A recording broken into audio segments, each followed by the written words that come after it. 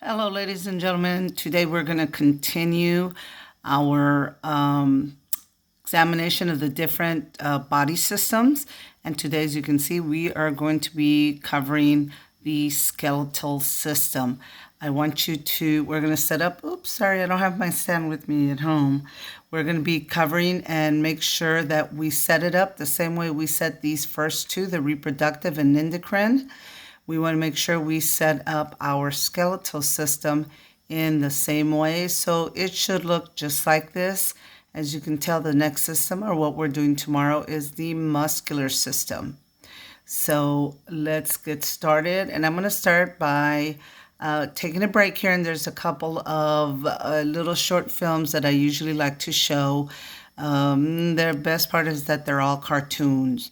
So let's take a break. Let me play those for you and we'll come back. If you're watching this on Schoology only, I will have the links there that you can play the videos that I'm showing at this time. Take a break. Okay, we're back. Let's continue with our notes. So the first thing we want to look at, what are the structures? What are the parts of the skeletal system that you need to know? So bones, obviously, or I should say is the most obvious one.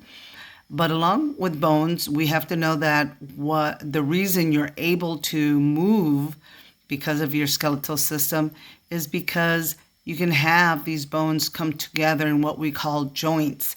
This is where you are able to bend, like your fingers or your elbow or your knees. This is where bone meets bone. And they are held together by ligaments, which is the last definition there. And ligaments are like a real thick rubber bands that connect bone to bone. The last part that you should know is what is called cartilage. Cartilage is, you find it at the tip of your nose, your breastbone, and your ears. So if you touch your ears right now, you'll feel that while, yeah, you have the shape, you can still bend them.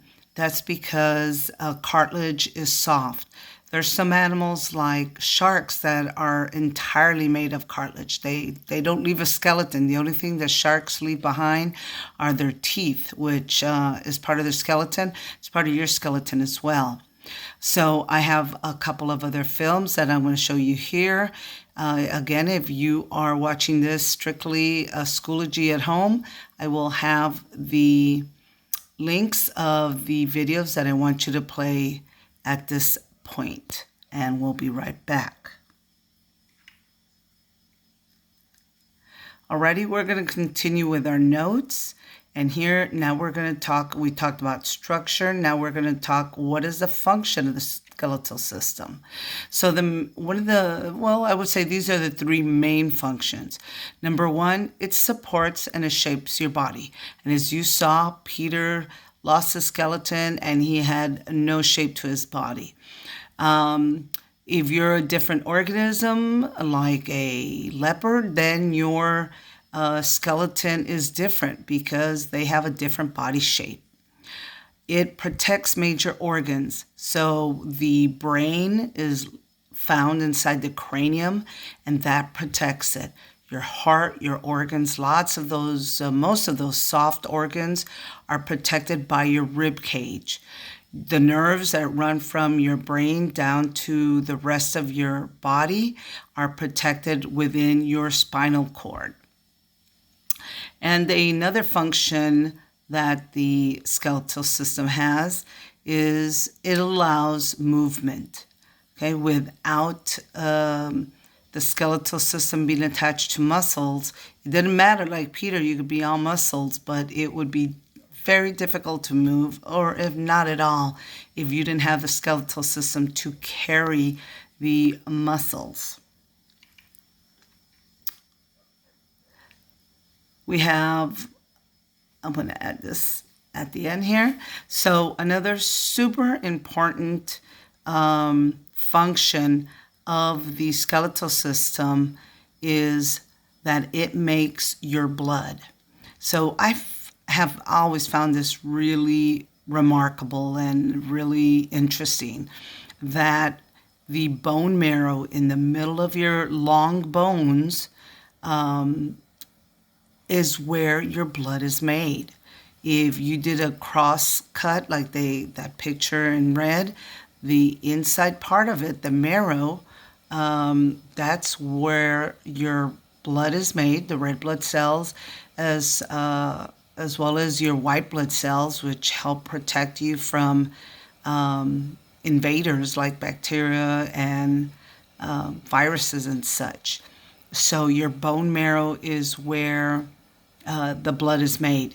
If people need a bone marrow, or if you've heard of people getting bone marrow transplants, that's what's happening. They're taking the bone marrow from someone who's making all these cells the way they should be and transplanting it into someone else, hoping that that will kickstart them, and this person who maybe has cancer or another disease where they're unable to make their own red blood cells or their white blood cells, are now able to do it because the donor gave them healthy cells where that process can start.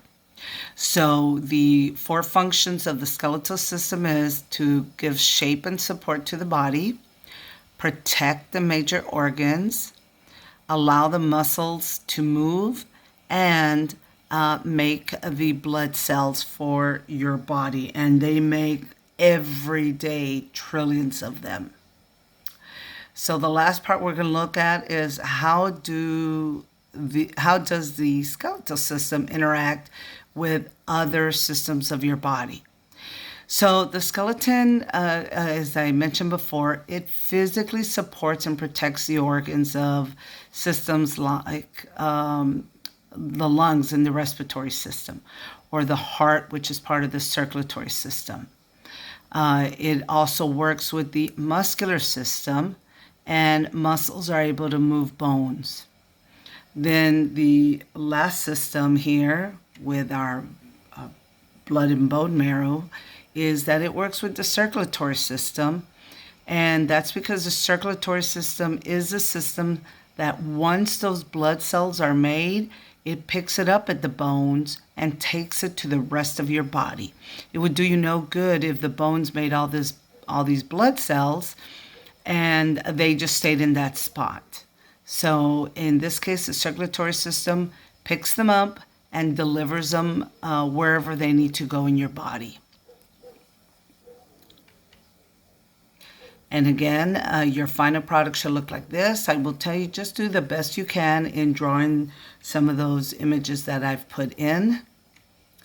And that's the end of our notes today. You will have some questions to answer. Other than that, have a great day.